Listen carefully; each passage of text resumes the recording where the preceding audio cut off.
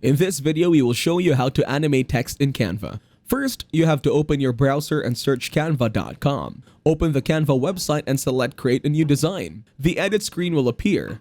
Click on the T icon from the left bar of the screen. From the given options, add a heading to write the text. After adding the text, click on Animate on the upper left side of the screen where the text is written.